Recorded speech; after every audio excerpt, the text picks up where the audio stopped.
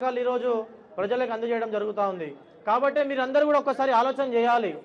ఒక్కసారి మీరు ప్రతి పార్టీ యొక్క అభ్యర్థి ఎవరు, వారు ఏం చదువుకున్నారు, మరి వాళ్ళు స్థానికుల కాదా అనేది ఒక్కసారి ఆలోచన చేయాలి. గత 2 నుంచి 3 సార్లు ఎలక్షన్లో కూడా మరి వారికి మీరు మద్దతు ఇచ్చుకుంటూ వచ్చారు. కానీ టీఆర్ఎస్ పార్టీ చేసినటువంటి అభివృద్ధి కార్యక్రమాలు ఏమైనా ఉన్నాయంటే కేవలం బిల్డింగ్లు పడగొట్టడం, లేకపోతే కేసులు పెట్టడం. ఈ మరీ ఎక్కువ చెప్తే ఒక ప్రోగ్రాం పెడుతుండే సమస్యలపై శంకరావం అని చెప్పి ప్రోగ్రాం చేయంగానే ఒక వారానికో 10 రోజులకో ప్రతి ఇంటికి పోపు డబ్బాలు వస్తుంది. ఏంటంటే కేవలం కేసులు, రైస్ కుక్కర్లు, కప్ సాసర్లు, లేకపోతే కుక్కర్లు. ఇది అభివృద్ధి చేసి టీఆర్ఎస్ పార్టీ రోజు గొప్పగా చెప్తా ఉంది.